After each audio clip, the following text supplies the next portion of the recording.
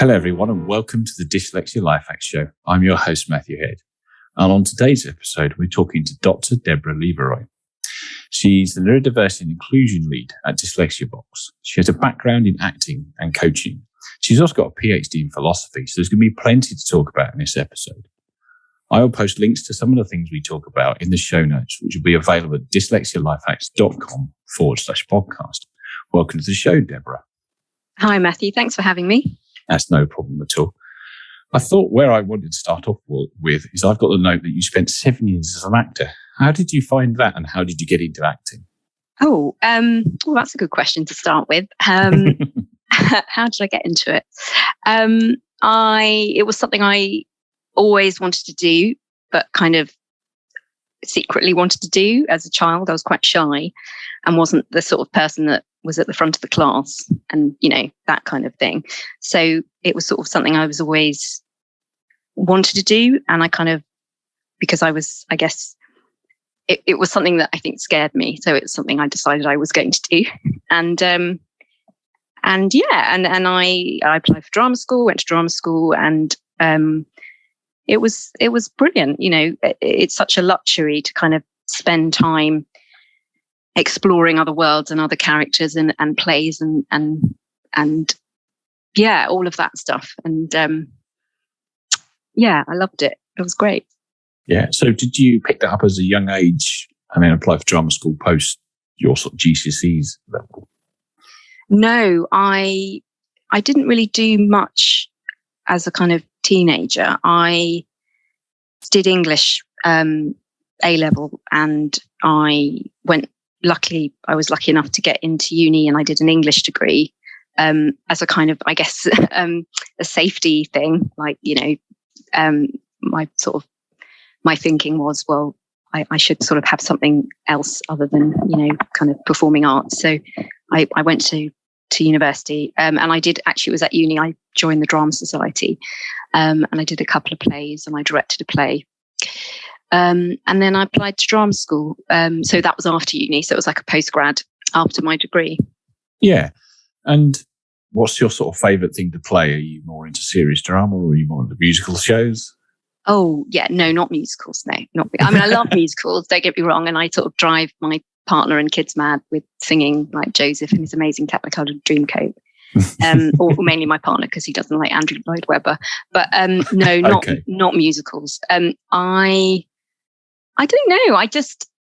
I don't think there's any one thing I love. It's kind of just when you have a kind of connection to a character, it's kind of magical, I guess. But I have to say, I did love comedy. I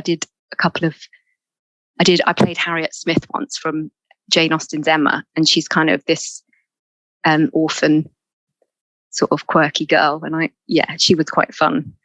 And then kind of towards the latter stages, I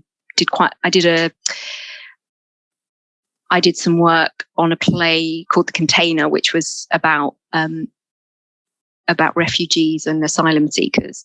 And it was actually a site-specific piece. So it was set in an actual container, like a lorry container.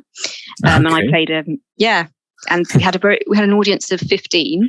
So the idea is that, you immerse the audience in that experience of these people that are being effectively people smuggled across Europe. And I played a woman from Afghanistan. And this is like 13 years ago, 2007. So I did at the time a lot of research about Afghanistan and the plight of women kind of under the Taliban. So it's been quite hard hearing what's been happening recently in that country, because I feel I have a bit of a personal connection because I did play this part and I did all this research and so that's been interesting. So a kind of mix of sort of comic sort of flights of fancy, if you like, and sort of serious bits and pieces. Yeah. It's great that you were able to make a sort of living at it and be able to do it for a little while. How did you find being dyslexic worked within the acting world? Because I was sort of thinking visual thinkers would be great, but how have you got to learn lines and things like that, which would be harder work? Yeah. And actually, this is sort of one of the areas I looked at when I went on to kind of do my research, which is sort of effectively looking at, how sort of dyslexia and, the relationship between dyslexia and acting and what that experience is like. I think, like a lot of actors, like a lot of people with dyslexia, you, for whatever reason, you end up kind of going towards the thing that you love, but is the thing that's, I guess, easier than maths or whatever it was. And so you kind of think, well, and this is the experience I had, was that, when I went to university and I did an English degree, I had a study skills tutor who taught me how to write essays and, all that kind of thing. And I kind of thought, oh, that's it. I've done it now. I don't need to think about my dyslexia, tick, I've done that. I'm going to go and be an actor and I'm going to, effectively play and be other characters. That's got nothing to do with dyslexia. Everything, I won't have any kind of concerns, if you like. And I guess while I was working, obviously I met a lot of other actors that were dyslexic or dyspraxic because, they're very creative. They end up in these kind of people orientated or creative professions. And they and I guess, yeah, they all kind of had this, stress around line learning and about sight reading. But at the same time, were really, really imaginative and creative and were really in it and it kind of, embodied in their roles when they were acting. So yeah, I think like with anything, and it's like with any profession, when you're neurodiverse, there's a pattern of things that you're really, really good at. And there's things that are, challenging. And I think also at the time, I didn't realize it was because of the dyslexia. As I said, I'd kind of put the dyslexia in a neat sort of box, which was to do with spelling and structuring my essays. And I'd kind of dealt with that. So it was kind of a surprise when it kind of came back, if you like. Yes. In a good way. And also, well, in a great way, because it kind of spurred me on in terms of my future career, my interests. But yeah. Okay. It's interesting because when you piqued my interest that you did an English degree, which my experience of learning English at school would be the very, very last thing I would have ever wanted to touch again. So yes. And I listened to one of your previous podcasts with one of the guys who works in the NHS, and he's an accountant, and you both had this kind of like common experience of really not being into English and loving maths. And that's completely the opposite to my experience, which is a great example of how we're all so different. Well, I guess I loved, the thing about English is I don't think I ever finished reading an actual novel or a book throughout, my sort of secondary schooling. But English isn't just about books, it's about words. And, when you're looking at a poem, there's not so many words on the page, It's true. There's a lot of space around the words, and also in plays. And also, it's a kind of, at least for me, it's sort of a way into your imagination and all of that stuff that I like. And, for me, maths was about learning things in a linear way, having to remember stuff, wrote, kind of sequences and fractions. And I was like, I have no idea what you're talking about and I can't connect with it. And I'm sure that if I'd had a teacher that was, I'm not blaming it on the teaching. Well, I sort of am, obviously. But, I'm sure if it's taught in a certain way that is creative and imaginative and you connect to it, then it probably would have worked. And actually, the reason I got, thank God, a grade C in my GCSE maths was because I had a great tutor for the last 6 months who kind of sat me down and helped me to make sense of it. But without that, I was sort of facing an E in my maths. Oh, yeah. So, yeah. And I had, sorry, going on about English, but, it's a really common story. I had a great English teacher who herself was dyslexic. So I had a really positive role model. And I love, my parents used to always take me to plays and stuff. So, yeah, I know it's funny because when I applied for the degree, and at the time, the student loan was funded through the local education authority, they actually came back and said, well, if she's dyslexic, why is she doing an English degree? I was like, what? Well, oh yeah, because obviously we're all the same and we all like maths, Yeah, we are. Yeah, maths and science, obviously. Yeah. Exactly. So what I'm taking really is that you enjoy the pattern and the use of words and what that escapism into a story does. So it allowed you to then power through maybe when you struggle with writing an essay or something later on? I think so. I think it's that if you have an interest or if you have a personal connection to something, it's much easier to then write an essay on it. Whereas if if you're not interested in something or you haven't been able to make a connection with something, then it's harder to make it work, kind of thing. But yeah, I think there is something in there, and I found this with my research participants in my PhD, that for so many people who had a kind of difficult relationship with learning, that experience of performing has kind of given them something that they haven't actually maybe been able to experience in life, whether that's a kind of sense of control over what's happening, being able to kind of know what's coming next because you know your next line, or being someone else, a confident person, a person that's really good at reading or whatever it is, doesn't matter. But there's almost that kind of thing of performing that identity, I guess, that you haven't necessarily always experienced as a child. Okay. And when did you find out you were dyslexic? It feels like you probably found out during your schooling time. Yeah, I mean, my English teacher, who was dyslexic, kind of recognized it in me. So at about the age of 14 or 15, she said, "Oh, I'm pretty sure you are." But we didn't have any kind of way of formally diagnosing it. And then by the time I kind of got through to uni, I was literally the first person at the door of the dyslexia office list. I need a diagnosis, and I want an assessment. I know I am. Please, I need that. This is where I am. I've been going on so long, and I need something else now. I can't just rely on my strategies and my lovely English teacher. But yeah, so that was the kind of formal identification when I was sort of 19. But I mean it.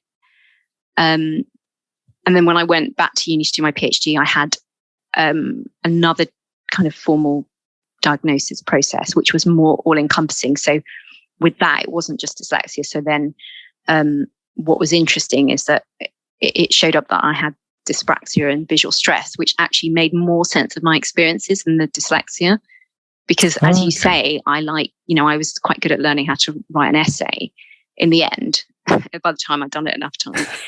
But some of the kind of, I guess, experiences that I'd had as an adult made more sense in relation to the dyspraxia and the visual stress.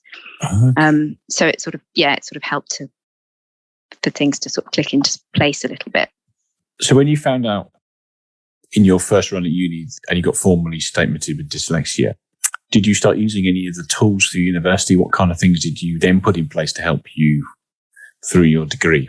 It was sort of the early days of the DSA, so it wasn't as advanced as it is now. I remember having, in fact, I did find my old report. I think I had like 6 study skills sessions. So it was about, how to structure an essay, that sort of stuff. And I don't remember having any. I must have had some assistive technology because I know I had a laptop. I think I must have had some text to speech. Actually, sorry, I tell a lie. I remember now. I had Inspiration, which to this day I'm not a massive fan of. Sorry, Inspiration, if you're listening. But so I think it, doing mind maps sort of helped, and also it was actually more I find for me, it's more rather than doing everything on a computer, it's more the writing things out with an actual physical pen in your hand and color coding and highlighting. And I remember at uni, I used to have all my notes out and different piles in different colors for different parts of the essay, so it was much more kind of multi-sensory physical experience of doing something rather than just something that was sort of on a screen kind of thing. Mm-hmm. Yes, I must admit, sometimes I tend to use the screens a lot, but actually having stuff out and about, like even the notes for this podcast are always written on paper, and I always have a notepad at work. There's something about physically writing it helps. I know quite a lot of people use OneNote on a Windows to help out with stuff, but I've never really got into it. I'm still always a notepad on a diary sat on the desk. And that's really important. I think when we, as don't get me wrong, amazing assistive technology is, and there's some bits of it that I literally couldn't work without it.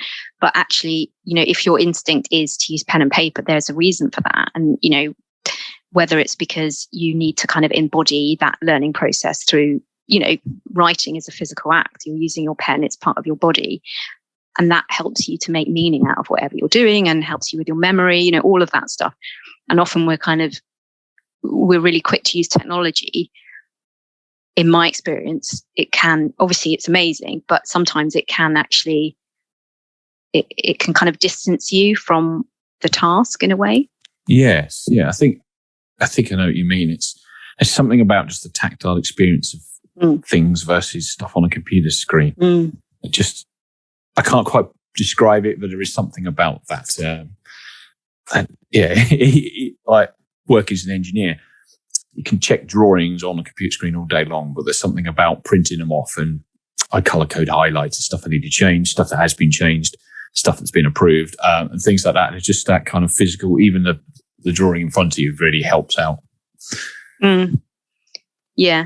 It's sort of more like I think it's more likely to imprint on your memory if you've gone through that process of writing it out, of colouring it. It's all part of getting it in, if you like. And I find the same with proofreading. I will pick up more things if I print it off and read it, even though it's the same. But there's something about holding it. Yeah, no, absolutely. Yeah, very interesting. So you went to uni at 19 first, and then you went back into your PhD. What was that, late 20s? Yeah. So you'd have had good experience of a bit of work between, and then you already alluded to being reassessed. Was that with an educational psychologist before you dived into your PhD? Yes, it was at the time. Okay, and is that the full morning assessment grilling with all the shapes and That's it. Yeah, I'm familiar with that one, having gone to uni late myself. It's a really fascinating experience and one big headache later. Yeah. And I think it's interesting because that sort of assessment process I went through, when I was 19, it was thorough in the sense that it was a dyslexia assessment. And so you either find dyslexia or you don't. But the one I had later was much more holistic. So it was more about looking at, if you like, the dyslexias or, dyslexia, dyspraxia, etc. So there was it was even more comprehensive. I mean, I sort of thought the one I had when I was 19 was comprehensive, but this was like really, so yeah, that was that.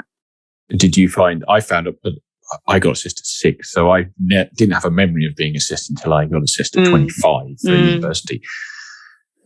And even to this day, I find it really interesting reading what this person tells me about how my brain works and all of the things. Did you find the same, just being that much older, you would have remembered the first assessment, but you just knew more when you went into the second?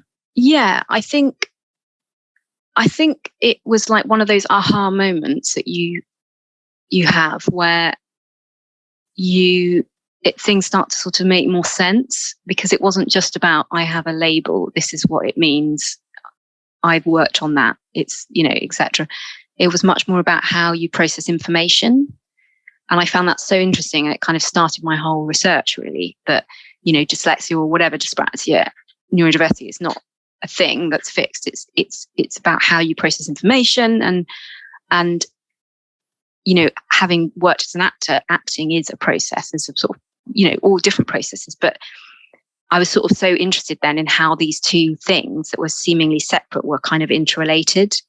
Because as I said before, in my sort of late teens, early 20s, I'd sort of put that to bed, and I'd been like, no, I've sorted out that dyslexia thing. I don't need to worry about that anymore. No, really, that's sort of what it was like. Completed it. Yeah. Yeah, it was like, okay, tick, next. It sort of dominated my childhood for so long, even though I hadn't had a formal diagnosis. And then suddenly I got this report. And even though when you get that report, it's often, obviously it's written in that sort of medicalized language that does make you feel like you're completely inadequate, let's say. It's obviously only when you read other people's reports that you're like, oh, we're all like that. As in, you're all just, that is the language, and it's not a personal thing. It was, I remember when I had that first report, just being so relieved that at last, after sort of basically, 15 years, there was a reason, and I could work with it, and then when I had that second diagnosis, it was like, oh, wow. Oh, that's why. like that kind of thing. Yes. Yeah. I remember kind of a silly moment, and it probably shows my thought processes about being dyslexic at the time. First of all, I couldn't believe all the universities accepted me. And then she gets to the end of the day and she's doing the IQ test thing. Mm. And I'm like, oh, cool. So she's like, well, you're here on the normal distribution curve, sort of near the right-hand side. I'm like, so I'm not stupid then. She's like, far from it, dyslexia lowers your score. I was like, oh, wow. Okay. And that started me slowly on the thought process that maybe I'm not as stupid as I've assigned myself to be. Yeah. And that's what's great about having that, that assessment, is that you're like, oh, there's a reason. And it's not, it's not to do with intelligence. And actually there's a reason that you have these experiences, which are, because of how we school children, how we put them through an educational system that sort of values literacy and working memory and still does, unfortunately. Mm-hmm. Yes. So obviously then you had that second assessment, would have got DSA again, and you're doing your thesis on dyslexia and acting practice. So I want to sort of focus initially on the tools and then how your thoughts would have evolved as you were actually researching other dyslexic people during your PhD research. Sure. Matthew, do you mind giving me like a more succinct question? Because I can't think. Tell me what you want me to say. Not what we do, but tell me. No. You know what I mean? Give me one question, because there's so many good questions. There's like 2 questions in there. Okay, so first of all, you had your second dyslexia assessment. So now you're going into researching a PhD. How did you use the information of that and the DSA to set up how you were going to help yourself easily learn and write your PhD? So I think by that point, I was kind of facing this big PhD and I was like, I need to kind of really make sure that I'm covered and that I can do this in a healthy way, not kind of surrounded by stress and anxiety and late nights of, writing and deadlines and all that. So I was really lucky. I had an amazing study skills tutor who really helped me, I think, move from this idea that you have to read everything and you have to know everything to more of you don't have to read everything. You need to learn how to skim read, and you need to use your kind of, I guess, dyslexic strengths in order to do that. You don't need to read from the beginning of something to the end. And that was sort of quite a revelation for me. I think it's a bit of a generalization, but I think people with dyslexia, not everyone, but me and lots of people I've met, have this kind of put reading and literature on a pedestal, like we do with Shakespeare. Like it's this thing that we can't access, that it's higher than us in some way because of our previous school experiences, let's say. And I definitely took that into my kind of academic career, where I felt I've got to read this entire article. I've got to read this entire book. I can't do it. I can't access it. All of those thoughts, those emotional thoughts that come along with that process. And actually, by kind of being taught a really good sort of skimming strategy, it sort of takes the book or the reading off at that pedestal, where it's much more about, I am in control of the book. The book doesn't control me. I'm going to take from the book what I want, because I don't need to know everything. So that was a real kind of shift for me, and it really helped me. I was introduced to screen masking for the first time, so screen tinting, and that was amazing. Even today, I use it, and I wouldn't be able to sort of look at a screen without having some form of screen tinting. And I got some support in terms of some funding to transcribe all my kind of workshops and interviews.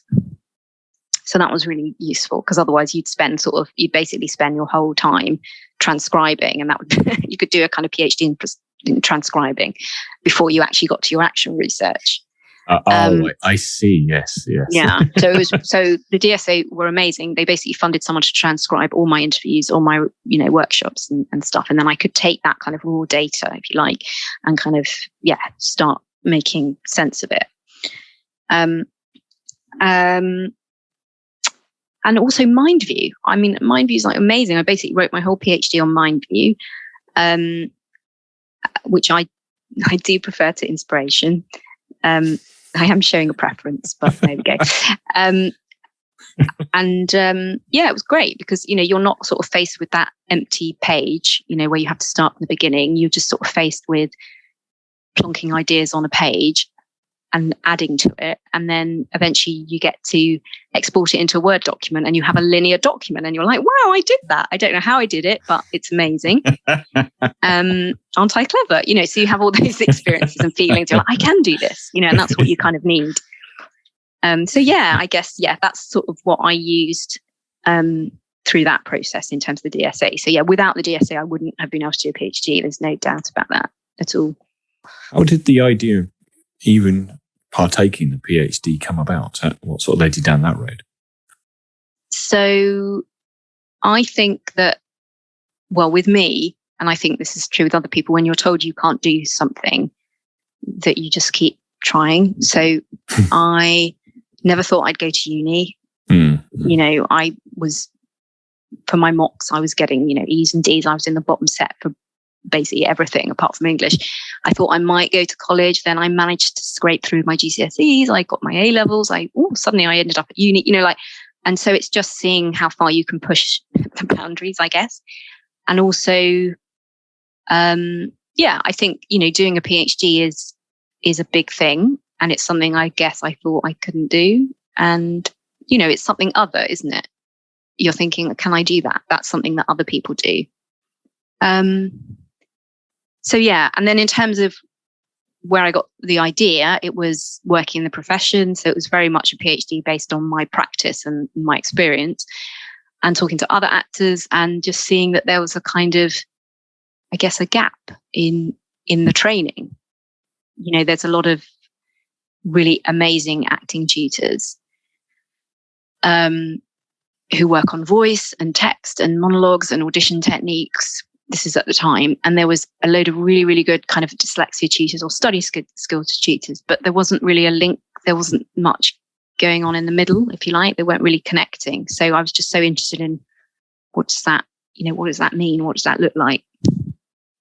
And I found some really great supervisors at the University of Kent, Nicola Shaughnessy and Melissa Trimming in the drama department. They at the time were doing a big Arts Council funded project looking at using puppetry to support children with autism. So they were sort of in that neurodiverse creative space. And I sort of went to them with my proposal. And they were like really enthusiastic. And I was sort of like, oh, I think I've got something here, sort of. And so that, and I managed to get some funding, which is, alongside with the DSA, having funding for the actual PhD was, without that, I wouldn't have done the PhD. So, things just fell into place at sort of the right time. How long did it take you to do the PhD? So it took me 3 years, 11, and then I had some corrections. I had quite a few corrections, actually, which I was expecting. I'm not proud. As in, I'm not like, oh, I can't have corrections. I have to have a perfect thesis. I knew that there was going to be sort of issues. So I had my Viva, which is like, an exam, but it's a talking exam with your examiners where you have to kind of defend your work. And then I had another sort of 6 months to do those corrections to get it up to what they needed it to be to pass. Oh, I see. Okay. Yeah. So I've been 3 years basically talking to a lot of different dyslexic people. Yeah. How did your thinking of it evolve as you went on? Because you would have had your own personal experience and some sort of anecdotal stuff from other people, but to formally kind of study dyslexia must have evolved your thoughts on it. Yeah, very much. I think from the sort of theoretical side, I was still thinking about dyslexia at the beginning of the research as in that medical sort of language of deficit still, and looking at the kind of cognitive theories to explain it, which I actually find really interesting. Not being a psychologist or coming from that background, I love learning new things. So, I was really interested in it. But throughout the course of the research, particularly my supervisors sort of introduced me to looking at things from much more like a social perspective, looking at like the social model of disability and some sort of philosophies about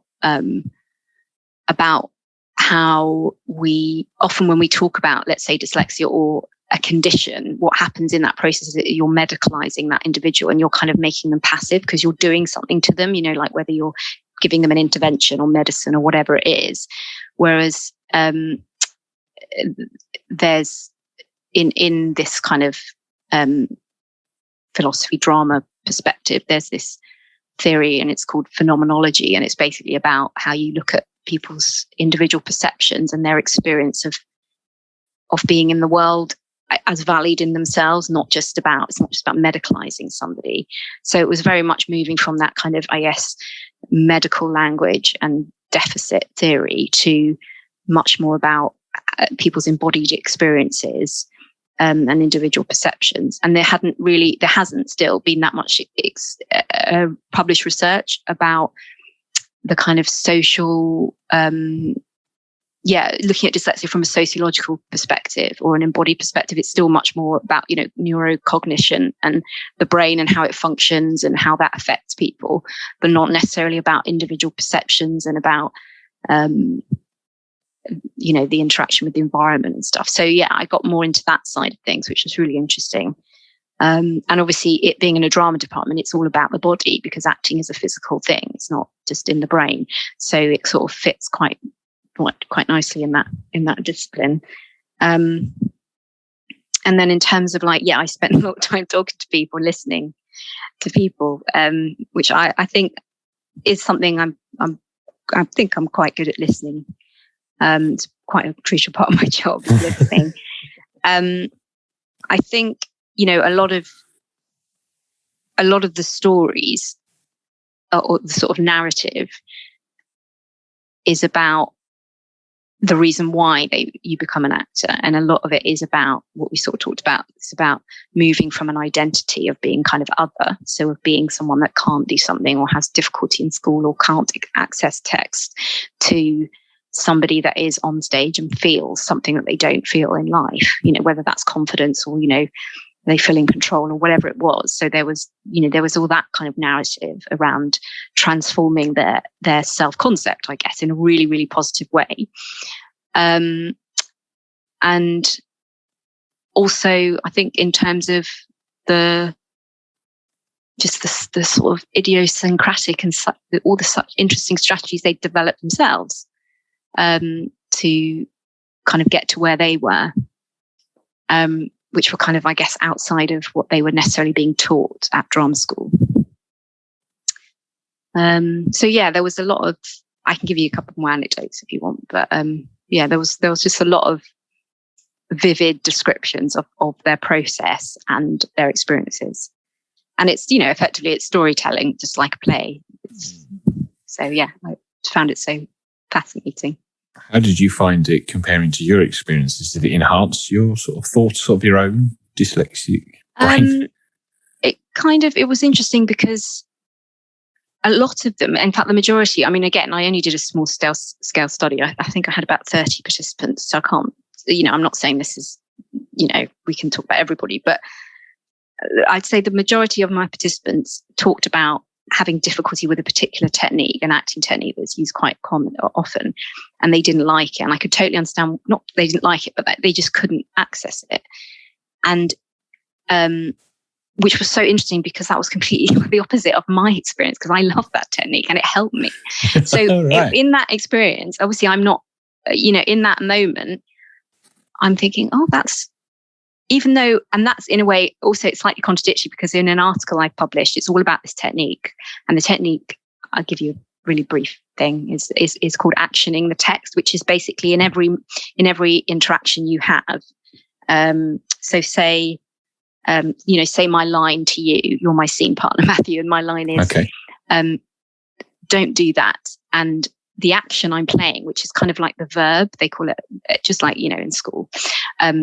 I need to do a kind of an action on that. So I'm doing something to you, like I'm affecting you. So when I say don't do that, I might be belittling you. Yeah. So that's an example of a verb, an active verb. I'm belittling you. And that kind of determines the energy or the tone that goes on between me and you, let's say, or in that moment. Yeah. I don't know if I'm making any sense, but that's you are. Yeah, I'm following. Yeah. So that technique, and I still argue this, and I agree with it, even though it's different to my experience, is that technique is predicated on having that linguistic, that ability to pick up a word like, belittle or befuddle or tease and apply it to a particular piece of text. So that's very much an intellectual, not intellect, but a brain exercise, because it's about labeling, it's not a physical activity. It's not a physical exercise where you're up on your feet and you're maybe, I don't know, using gestures to help you get out your thought or whatever. And they pretty much all were like, I can't stand actions. And this is, this was a technique that was pretty much ground in at drama school, that, you need to action your text. Every line had to have an action attributed to it. So, it was just really interesting, because I always actually found that helped me, because sometimes I'd be totally lost and I'd actually need something to ground me, and the word actually helped me. But I think that might potentially be more to do with my dyspraxia, because from some of the reading I've done in the more recent years, I think if you are dyspraxic, then you tend to have have a bit more sort of grasp of vocabulary and that sort of stuff. So that might be why. I don't know. But it was interesting, because I was kind of expecting them, us all to be the same, and we weren't, of course. We all had different experiences. Yeah. What was your next move once you'd got your doctorate, apart from changing all the letterheads? What was my next move? I published some articles. I worked for a couple of years as a study skills tutor, both in universities and also as a kind of dyslexia tutor within drama school. So it was very much applying what I'd learned throughout my PhD, in a coaching practice, and also at the Actors Centre, which is it was a kind of continuing development training place for professional actors. I then had some children, which kind of takes up a lot of your time. So, that kind of gave me that headspace sometimes you need when you're really immersed in your research and your work. So, and then I actually got, interestingly, a kind of an offer of a job working in a different context, which was working in more of a workplace, looking at doing strategy coaching, not for actors, but for professionals, and also workplace needs assessment. So that kind of opened my eyes to that side of things, having not gone through that, I guess, corporate world or graduate scheme or office job as, in my 20s and 30s. It's just so interesting to me. In a way that it might not be interesting to other people who've been doing it for that long. But it interests me how, people work, how people, function or process information in that environment. And thinking about, what I can draw from my research. Yes. You must be interesting if you barely worked in an office environment. I didn't start working until my 30s. You sit under strip lights all day and stare at screens, and it's all square rooms, or at least the places I've always worked in are. So yeah, must have been a bit of a shock. Is that what led you to your current position at Dyslexia Box then? Yeah, I mean, I initially was working for an occupational health provider, PAM, and I would go in to do strategy coaching and workplace needs assessments into sort of government departments.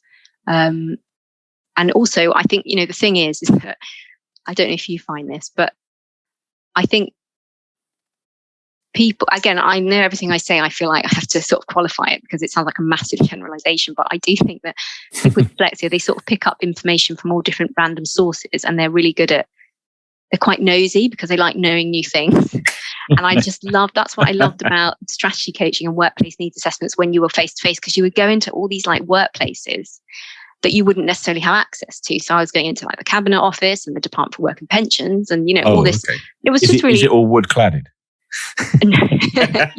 That's it. But it might also it might just still be the actor in me, and that it's it's just about other worlds and exploring and all that. So I loved it.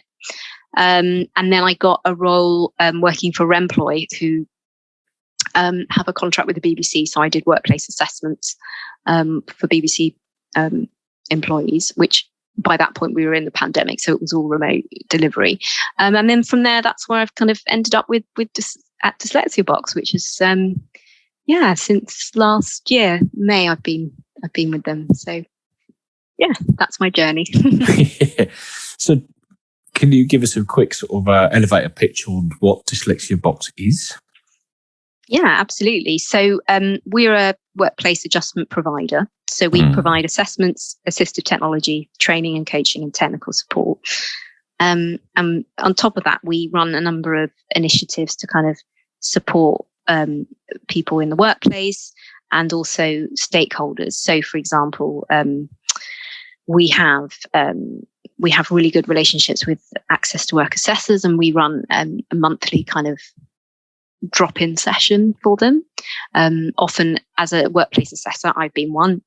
Sorry, I realise this is meant to be an elevator pitch and it's just jabbering on. But anyway, there we go. Yeah, we're going up a really tall building. You can carry on.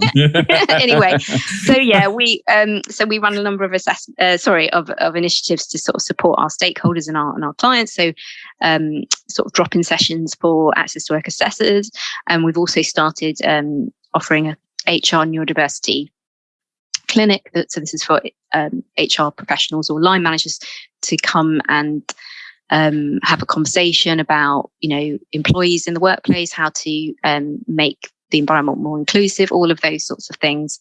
And we also support our coaches because we have a large service delivery team who work self-employed, and often what I found when I was a coach is that you do all this great work but you don't have anywhere to kind of share it or to get sort of development help kind of thing.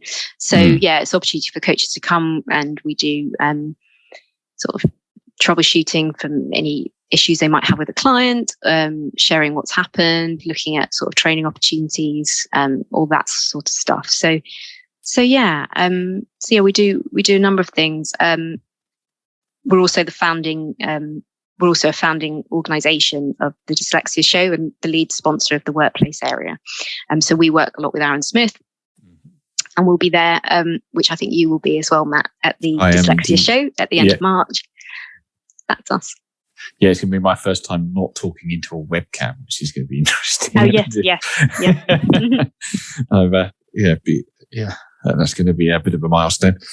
So you're saying about doing a lot of workplace coaching assessment. How are you finding workplaces are evolving, or how are they engaging with dyslexia and neurodiversity now? Because I found it's changed and shifted quite a bit in terms of how it's more seen as a positive thing now rather than just kind of what it was before. And I wondered how being involved in that, whether you have to hard sell it to companies or whether they are really super engaged. That's a good question. I think it's sort of a tale of two tales, or there's two sides, isn't there? I think there's I know what I mean, but I can't think of the phrase. I think on the one hand, you've got a lot of positive talk and initiatives around talking about neurodiversity and the positive aspects, and dyslexia is a competitive advantage, and there's some great organizations that have recently been formed, like Neurodiversity in Business and the Institute of Neurodiversity. So that's all great because it's saying neurodiversity is a thing and it's great and we need to talk about it, and it's something that you as the employer need to know about.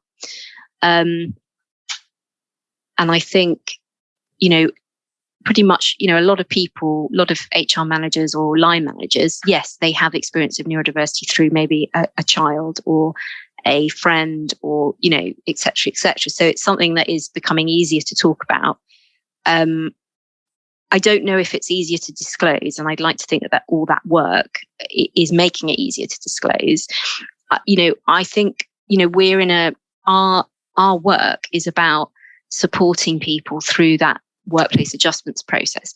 Not always, but I'd say the majority of the time, people are coming to us because there's a performance management issue. And therefore, what you're getting at the beginning is resistance from that line manager because that person with neurodiversity is deemed to have, quote unquote, a problem. So I think that while there's a lot of amazing work going on, it still needs to be fed through to kind of grassroots, to kind of the day-to-day operations of companies.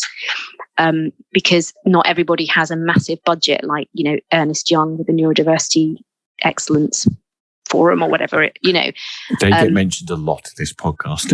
I'm sure. Yeah. And it's amazing. And, that would have never been the case even 5 years ago. But, people have a lot of different jobs and in a lot of different companies of big and small sizes. And so I just still think there's just so much, and this is obviously the case in the whole kind of diversity and inclusion landscape. There's so much more that needs to be done. And I think we're going in the right direction. Yes, I think I agree, and it is slowly moving.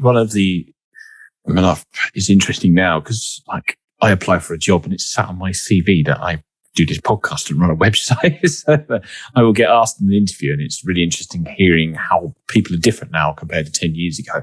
I also do work in completely different industries, so that it's hard to completely compare. So if you're going in and coaching in a company and you do find it's a line manager who thinks there's, should we say, a problem or a deficit, how do you go about shifting their thinking on it? So, there's a number of practical things we can do. One is, depending on the recommendations in an assessment report, we might go in and deliver neurodiversity awareness training. We might deliver co-coaching, which is between the line manager and the individual.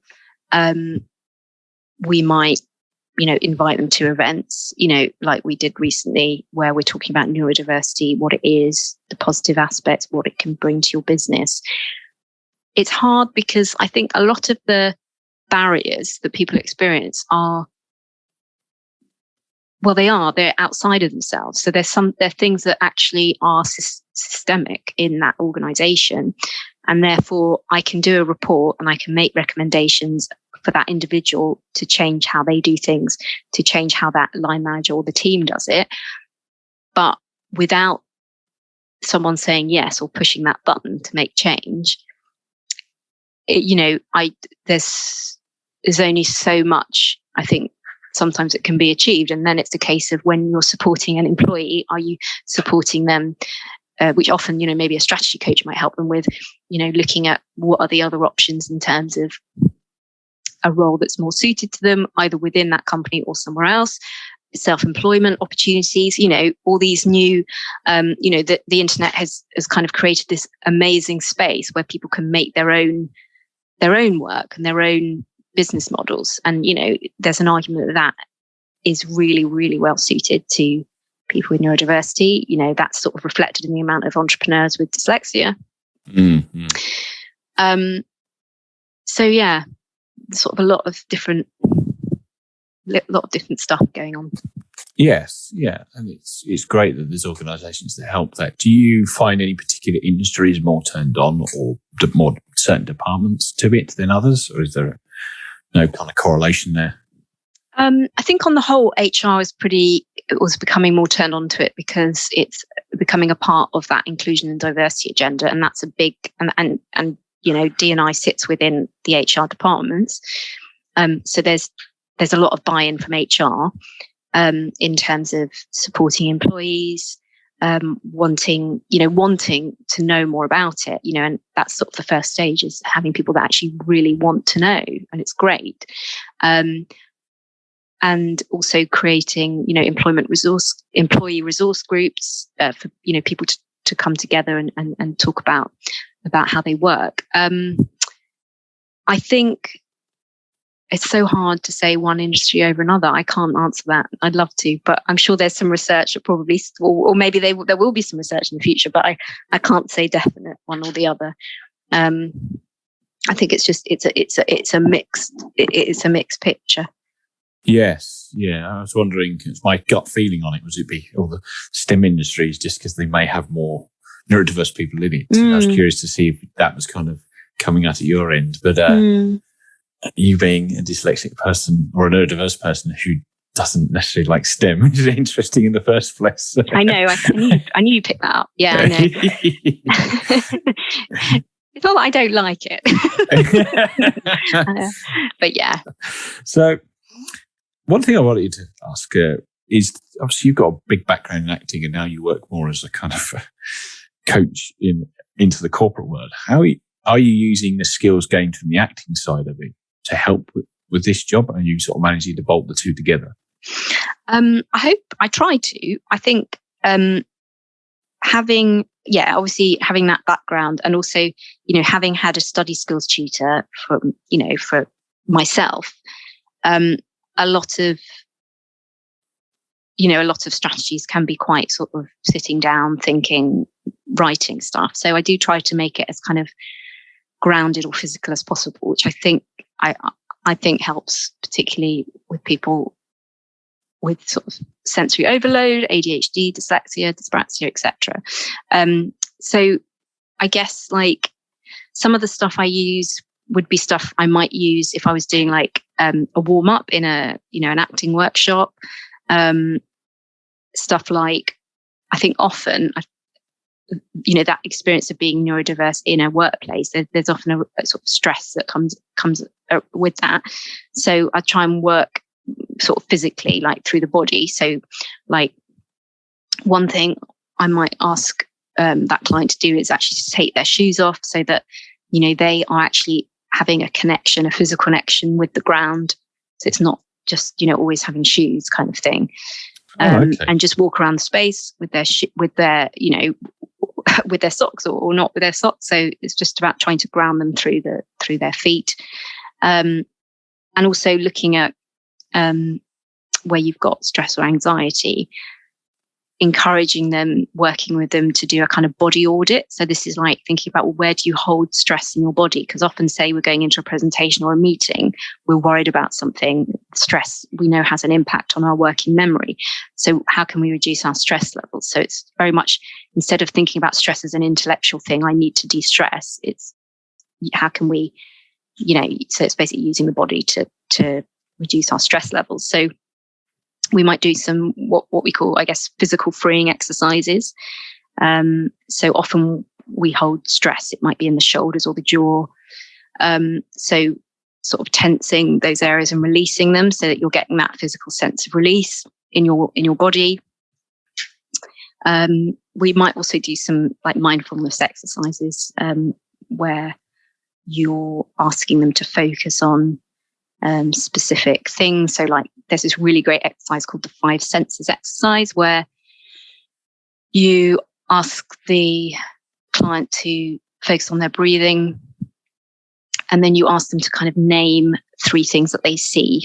They can tell you these things verbally, or they can just say it in their head, and then to name 3 things that they smell, 3 things that they can taste, what things that they hear, 3 things that they hear, etc. And then it's about having that conversation about, well, why was that? What is that exercise helpful? And if it is, why? What senses were you able to access more easily than others? So it's kind of a mindfulness exercise, to focus them on the moment. So it's interesting because I think, as I said, rather than thinking about reducing stress, I need to reduce stress. Well, how? It's much more about having practical strategies, and a lot of that, particularly around the body and physical exercises, is what you do as an actor to kind of get ready to perform. So yeah, there's a lot of obviously correlation. How it's going to be a bit of a generalization, but how do you coach dyslexic actors? What sort of things do they normally need help with to get better at their job or hobby? So that's a good question. So, I mean, there's two sides of it. One is the skills side, so teaching specific skills. And the other side is the working on confidence. So the skills are around improving their skills in line learning, sight reading. Sight reading is a really big strategy that you need to be good at in order to do a good audition, or, it doesn't necessarily mean you're a good actor, but you have to be it's like a skill you need to learn.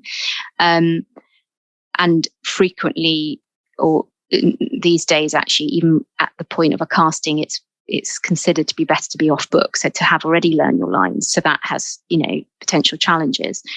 And then there's work around, the sort of confidence or self-concept aspect of it as well. So, and obviously the two go hand in hand. So how do you coach sight reading? Because having to read stuff out loud cold is one of my weaker points in it, let alone trying to do it with any inflection because I'm doing an audition for a role. I mean, I struggle to read lyrics and sing along that. Yeah, I know. Sing, but it's really tricky. I know, yeah. So I think what I tend to do is, so one of the things I found in my research was that when an actor was going to an audition, they were getting this script, and all they would do is, if in that time they had to prepare, if they were lucky enough to have time, what they would do is they would look through the script and they would look at all the words they didn't know, and all the words they didn't know what they meant or how to pronounce them. And they would kind of hyper focus on the things they didn't know. And of course, it meant that when that casting director opened the door and said, "Oh, you're next," they'd be like, I've no idea who the character is, where I am, what the circumstances are. I've got nothing. One of the actors I really distinctly remember saying he had to go and ask receptionist, "How do you pronounce this word?" or that he would Google it, all that stuff. So, it's moving them from that sort of bottom up approach of the individual word, because that's what they're most concerned with. And often you focus on the things you're most concerned with because that's where your brain goes, to actually thinking about the text more as a kind of big picture. So what does it look like on the page? Are we looking at big chunks of text? Is it, who is the character? I would get them to look at the first line first, and then the last line, so that what you're getting is an overview of the text and maybe a sense of the journey. And also really encouraging them to use those dyslexic reading strengths of using kind of guesswork and context as much as possible. So it's not about the individual meaning of the words. If a casting director wants a word perfect reading, then they could get kind of Alexa to read something out. But if they want somebody to read with connection and, intention and purpose and, whatever, all of those things that we think acting is, then it's about something more than just the individual words. So it's much more about, getting them to kind of just make quick choices about who is this person, where are they, asking questions of the text, going back to what I said earlier about being a kind of active reader. And sometimes just having that mindset, just shifting that mindset can sort of, then they don't worry about if I mispronounce something or they don't know what it means. And also just, physical things you can do with the page. So rather than looking at the whole page, dividing it up, so folding it so that you're only looking at certain bits at a time as you're reading it, so that you don't miss your place. Supporting them with, often when you're, with acting anyway, they say acting is reacting. It's, what they're looking for is that reaction shot, particularly in casting, in television casting. So it's much more about listening and reacting to what is being said.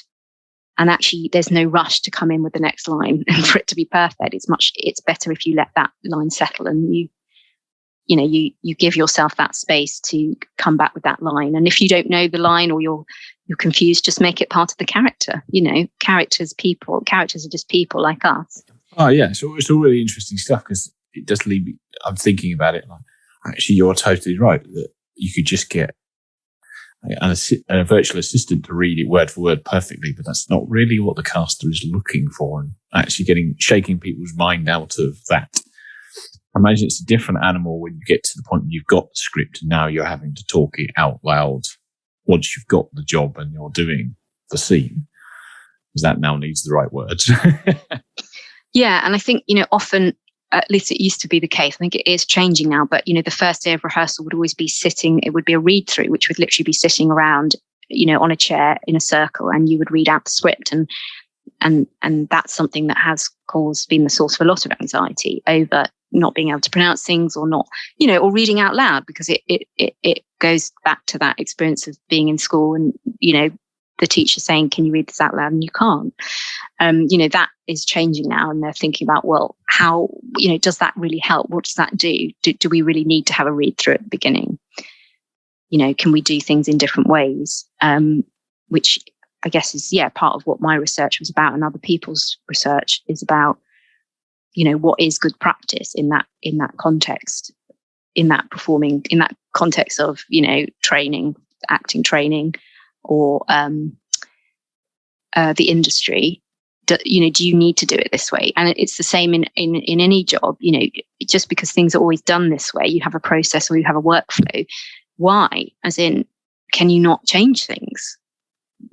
Doesn't always have to be done in that way. And I think often as an employee, you're kind of, I suppose it depends on what level you come in at, but you're expected to kind of fit into somebody else's process. And that can be difficult. Yes. Yeah, I agree. And I think processes are important to capture best practice, but sometimes processes are just a legacy thing from whoever first did it. And if they're not from a neurodiverse background, and also sometimes being neurodiverse, you do spot patterns and like, well, why are we doing it like this?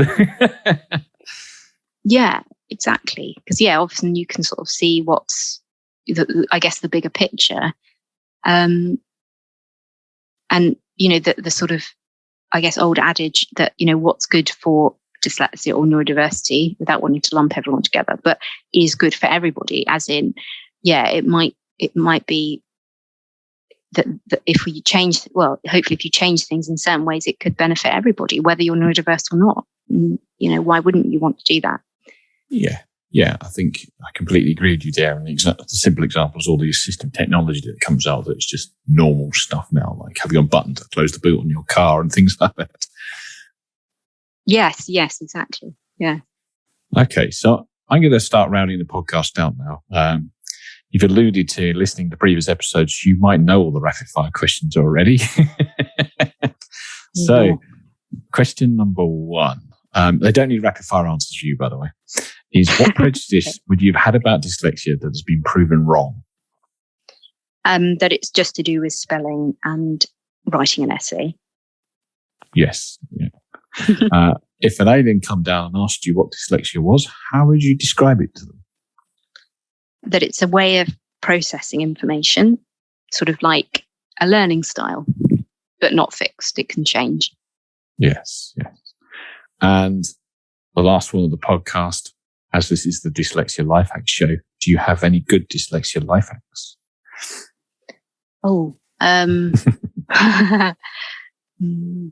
I mean, I don't know if it's, my using screen masking. I know that's not mine and I haven't made it, unfortunately, but that still helps me. I can't do without that. That's amazing. So is that a physical mask over the screen, or do you have a program on the computer that changes its color scheme? So I have, at the moment, I've got a program. So I've got Claro, and they have a screen tinter that uses that. But I have had, overlays in the past, and that's really helped. And I mean, it's hard to boil down to one hack, isn't it? I guess. Yeah. I guess the thing about with reading or anything, it's about just trying to take the big picture, like, play to your strengths, which is, there's a lot of research that suggests that as people with dyslexia they read by sort of using context and guesswork, and that actually that's what you should do. Don't think that you need to do what other people do. Yeah. Don't think you have to read the whole book. That's my hack. Yes. It brings you back, actually. We were talking about ed psych assessments earlier. I remember getting a paragraph to read out loud that I read wrong. And then you get asked a load of context questions afterwards. And I was in the high percentile for that. And the comment is, I don't know how he manages to do that because he read the whole thing completely wrong and got it more right than most people. So. Yeah, that's probably why. Yeah, exactly. Because you inferred the meaning and the connections and all that. Just because on that sort of word level, you got some words wrong, doesn't really matter because you still knew what the gist was. Yes, my comprehension was really good. Just the reading out loud was not at all in that particular time in my life. Okay, is there anything you'd like to share or say to the audience before we sign off? Well, that's a nice open question. It is indeed. Thanks for having me. And okay. I hope I haven't talked too much. And please get in touch with me at Dyslexia Box if you'd like to. My email is deborah@dyslexiabox.co.uk. If you'd like to talk about anything that we've talked about today, or if we can support you with your workplace adjustment journey, please get in touch. We're obviously, I'm going to say we're really good, but we genuinely are. The guys in the office are really, really good at solving problems, making things really easy, which sometimes that workplace adjustment process, can be, it can be a bit fraught, but yeah. They're really good with smoothing everything over. Well, that's great to hear. And I want to thank everybody for I want to thank you first for taking the time to come on the podcast. And I want to thank everybody else for listening. And I will see you guys in the next episode. Goodbye for now.